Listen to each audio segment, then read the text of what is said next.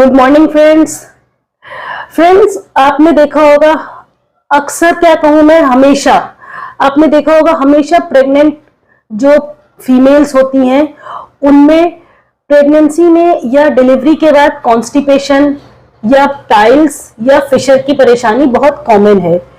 तो आज मैं डॉक्टर शहलानाज आपको इस वीडियो में बताना जा रही हूं कि प्रेगनेंसी में या डिलीवरी के बाद कॉन्स्टिपेशन क्यों हो जाता है और पाइल्स क्यों बन जाता है या फिशर क्यों हो जाता है और उससे आप कैसे बच सकते हो।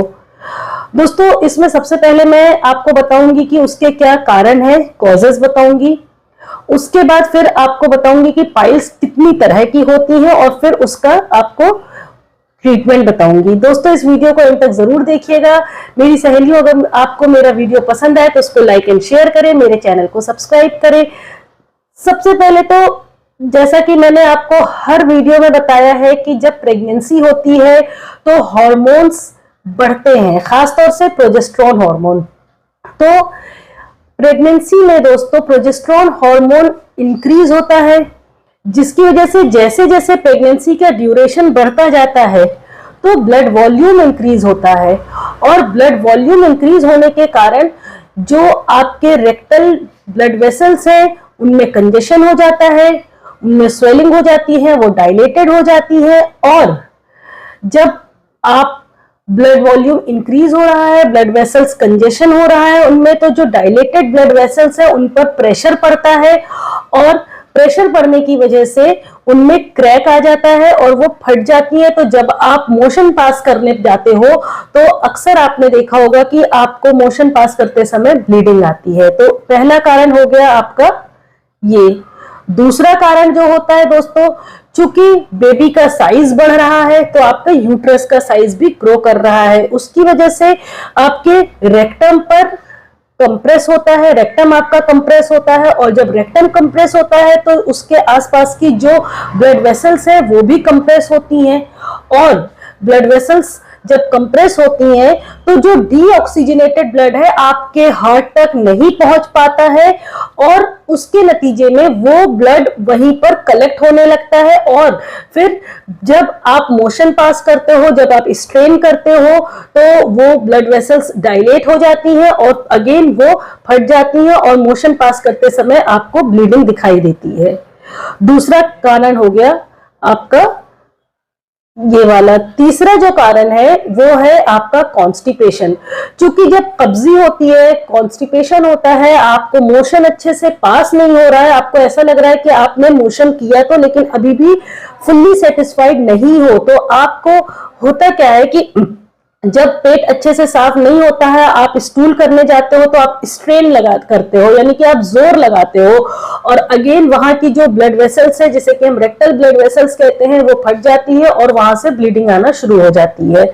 जो चौथा कारण है वो है आपका पानी कम पीने की आदत। क्योंकि प्रेगनेंसी में और डिलीवरी के बाद आपको बच्चे को फीड भी कराना होता है तो आपकी जो पानी की रिक्वायरमेंट है वो ज्यादा होती है ताकि आप अच्छे से हाइड्रेटेड रहो। लेकिन आप पानी कम पीते हो प्रेगनेंसी में क्योंकि आपको बार बार फ्रीक्वेंसी की ऑफ यूरिनेशन होता है, आपको बार बार यूरिनेशन की फीलिंग आती है, तो आप डर की वजह से भी पानी नहीं पी पाते हो, तो उसकी वजह से आपको दिक्कत होती है, कॉन्स्टिपेशन हो जाती है और आपको पानी कम पीने की वजह से भी आपको पाइल्स बन जाता है। जो आपका पांचवा कारण है वो आपका गलत खान पान की आदत, आपकी जो डाइटरी हैबिट है वो गलत है। आप खाने में ऑयली स्पाइसी जंक ज्यादा लेते हो रादर देन आप ग्रीन वेजिटेबल्स या फ्रूट्स वगैरह का या पानी का ज्यादा इंटेक रखना चाहिए और उसकी वजह से आपको कॉन्स्टिपेशन होकर के पाइल्स हो जाता है या फिशर भी बन जाता है कई लोगों को। इसके अलावा तो कुछ लोगों की गलत हैबिट होती है, मीन्स कहने का मतलब है कि आप मोशन में ज्यादा देर तक बैठते हो, आप स्ट्रेन ज्यादा करते हो ज्यादा देर तक, जिसकी वजह से आप जोर ज्यादा लगाते हो तो आपको अगेन वहां पे कॉन्स्टिपेशन हो जाता है, ब्लड वेसल्स आपके इंगोज्ड हो जाती है, कंजेशन हो जाता है उनमें और आपको पाइल्स की शिकायत बन जाती है। या कुछ लोगों की आदत होती है वेट लिफ्टिंग की, उसकी वजह से भी आपको दिक्कत होती है। या कुछ लोगों की आदत होती है ज्यादा देर तक बैठे रहने की, मीन्स मीन्स चेयर पर या हार्ड सरफेस पर आप ज्यादा देर तक बैठे रहते हो, या आपका वर्किंग आवर्स ऐसे हैं कि आपको ज्यादा देर तक बैठ करके काम करना पड़ता है, आपकी मोबिलिटी कम होती है, तो उसकी वजह से भी कई लोगों को कॉन्स्टिपेशन होता है या पाइल्स हो जाती है। अब दोस्तों, ये तो मैंने आपको 10 मुख्य कारण बता दिए कि क्यों प्रेगनेंसी में या डिलीवरी के बाद आपको कब्जी होती है या आपको पाइल्स या फिशर बन जाता है। अब मैं आपको बताऊंगी कि पाइल्स कितने तरह के होते हैं। दोस्तों, पाइल्स होते हैं 2 तरह के, एक एक्सटर्नल पाइल्स, एक इंटरनल पाइल्स।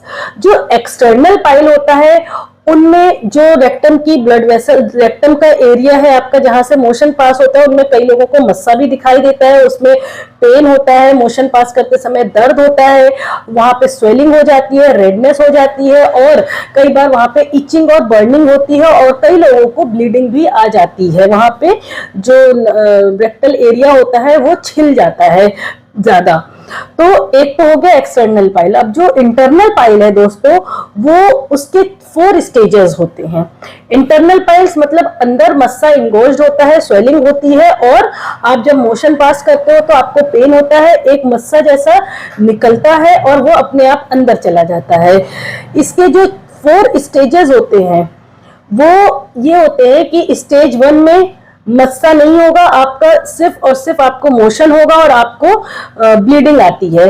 दूसरे स्टेज में जो होता है वो ये कि आप जब मोशन पास करते हो तो आपको ऐसा महसूस होता है जैसे कुछ आया और अपने आप ही मोशन करने के बाद वो अंदर चला गया। तीसरा जो स्टेज होता है उसमें क्या होता है कि मोशन भी आएगा, मस्सा भी बाहर आएगा, और वो आप हाथ से, फिंगर से अंदर करोगे तो वो अंदर चला जाता है।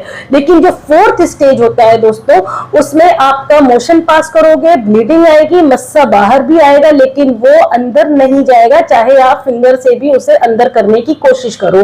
तो जो स्टेज 3 और स्टेज 4 होता है दोस्तों, वो बहुत गंभीर कंडीशन होती है, सीरियस कंडीशन होती है। कई बार पेशेंट को सर्जरी भी एडवाइस करनी पड़ जाती है, क्योंकि उसमें ब्लीडिंग बहुत ज्यादा होती है, ब्लड वेसल्स बहुत ज्यादा कंजेस्टेड और एंगोज्ड और डायलेटेड होते हैं, पेनफुल बहुत होता है, तो कई बार सर्जरी करनी पड़ जाती है। तो दोस्तों, जो स्टेज 1 है और स्टेज 2 है या एक्सटर्नल पाइल है, उसमें आप कुछ ऐसी सावधानियां रखो, कुछ अपना खान पान ऐसा रखो कि जिससे कि आपको पाइल्स की शिकायत ना बने, या अगर हो भी तो वो आपका धीरे धीरे कंट्रोल में रह करके डिलीवरी के बाद 2-3 महीने बाद सही हो जाता है। तो उसमें जो डॉक्टर आपको राय देंगी, सबसे पहले आपको कुछ लैक्सेटिव वगैरह देना पड़ता है, स्टूल सॉफ्टनर देना पड़ता है, जैसे कि ड्यूफेलैक वगैरह है या डल्कोलैक्स है, या सिरप आती है आपकी लूज सिरप के नाम से, ताकि आपकी मोशन हार्ड ना हो, स्टूल हार्ड ना हो और इजीली पास हो जाए।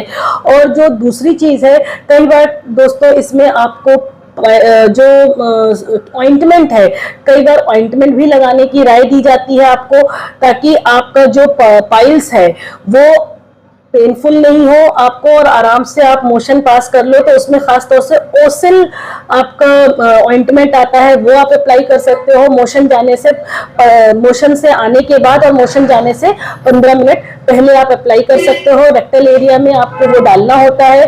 और कई लोगों को बहुत ज्यादा पेनफुल होता है, बहुत ज्यादा पेनफुल, जिसे कहते हैं कि आप डर रहे हो, मोशन पास करने से भी आप डर जाते हो कि अब मुझे मोशन करने जाना पड़ेगा क्योंकि प्रेशर बन रहा है। तो ऐसे में दोस्तों डॉक्टर आपको ज़ाइलोक्विन यानी कि लोकल एनेस्थेटिक ट्यूब देते हैं, जो कि एनेस्थेसिया, जिसमें कि एनेस्थेटिक एजेंट होता है, ताकि वो लोकल आपके एरिया को सुन कर दे, ताकि आपको पेन कम महसूस हो।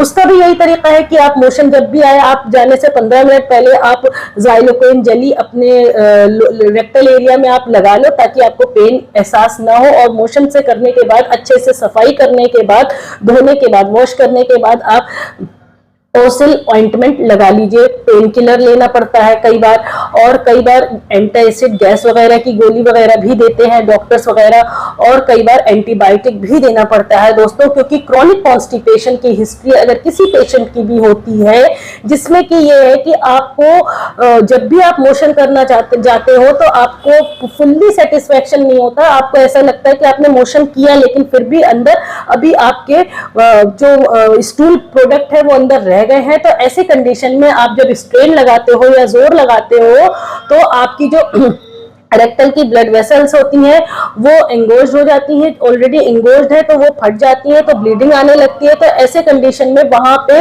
आपका जो स्टूल रह गया है, अगर लंबे समय तक वो हार्ड स्टूल वहां पे रहता है तो आपको इन्फेक्शन भी होता है और कई लोगों को पस भी बन जाती है इन्फेक्शन की वजह से। तो ऐसे में ये बहुत सीरियस कंडीशन शक्ल ले लेती है। तो ऐसे में आपको, अगर कई बार डॉक्टर ब्लीडिंग देखते हैं, अगर ब्लीडिंग बहुत ज्यादा अनकंट्रोल ब्लीडिंग है तो आपको एनीमिया ना हो जाए, खून की कमी ना हो जाए, उसके लिए आपको सर्जरी भी एडवाइस करनी पड़ती है। तो दोस्तों ये मैंने आपको बता दिया कि कितने तरह के आपके पाइल्स होते हैं। अब आपको बताती हूँ कि क्या आपको ट्रीटमेंट करना चाहिए। सबसे पहले तो आपको पानी का इंटेक 3 से 4 लीटर आपको पानी पर डे लेना चाहिए, क्योंकि आपको आगे चल करके बेबी को फीड भी कराना है, तो हाइड्रेशन आपका बहुत अच्छा रहना चाहिए। दूसरा, आपको ग्रीन लीफी वेजिटेबल्स, खासतौर से आपको पालक और मेथी दाना वगैरह की सब्जी अच्छे से लेते रहना चाहिए। प्लस आपको हरी ग्रीन वेजिटेबल्स और साथ में आपको फ्रूट्स है, सैलेड है, इन चीजों का इस्तेमाल ज्यादा करना चाहिए। और थोड़ा थोड़ा बार बार आपको फ्रूट्स या वेजिटेबल्स लेते रहना चाहिए, ज्यादा देर तक खाली पेट नहीं रहना चाहिए। हाई फाइब्रस डाइट और रफेज डाइट आपको जरूर लेना चाहिए, उसमें सैलेड में खीरा, गाजर, टमाटर, इन सब चीजों का इस्तेमाल करना चाहिए। प्लस जो पेशेंट को बादी सब्जियों से, खासतौर से कटहल, बैगन से परेशानी होती है, वो बिल्कुल नहीं लेना चाहिए ड्यूरिंग प्रेगनेंसी आपको, और आफ्टर डिलीवरी भी 3 to 4 मंथ्स आपको अवॉइड करना चाहिए। और आपको अगर प्रोलॉन्ग देर तक बैठे रहने की आदत है या जोर लगाने की, पोटी करते समय आदत है आपकी जोर लगाने की, तो वो हैबिट आपको चेंज करना चाहिए। आपको वॉकिंग की हैबिट अपने लाइफ स्टाइल में लेकर के आ जाना चाहिए। ऑयली स्पाइसी जंक आप कम खाइए। प्लस अगर वेट लिफ्टिंग वगैरह करते हैं तो उसको कम कर दीजिए, खत्म कर दीजिए। और अगर आपकी ज्यादा देर बैठे रहने की जॉब है तो आप अगर 1 घंटा बैठे हो तो एटलीस्ट 10 से 15 मिनट आप वॉक जरूर किया करिए। तो दोस्तों ये आपको मैंने बता दिया, ऑइंटमेंट भी, टैबलेट्स भी, और आपको क्या सब्जियों में और डाइट में क्या करना चाहिए और अपनी लाइफ स्टाइल में कैसे चेंज लाओ ताकि आप पाइल्स से, फिशर से या कॉन्स्टिपेशन से आप बच सको। तो उम्मीद करती हूँ दोस्तों इस वीडियो में आपको काफी जानकारी मिल गई होगी कि कॉन्स्टिपेशन प्रेगनेंसी में क्यों होता है। वीडियो पसंद आए तो अपने फ्रेंड सर्किल और रिलेटिव्स में जरूर शेयर करें और लाइक करें। और अगर आपका कोई सवाल है तो मुझे कमेंट करके भी पूछ सकते हैं। दोस्तों वीडियो पसंद आई हो तो मुझे आप फॉलो जरूर करें और मेरे चैनल को सब्सक्राइब करें।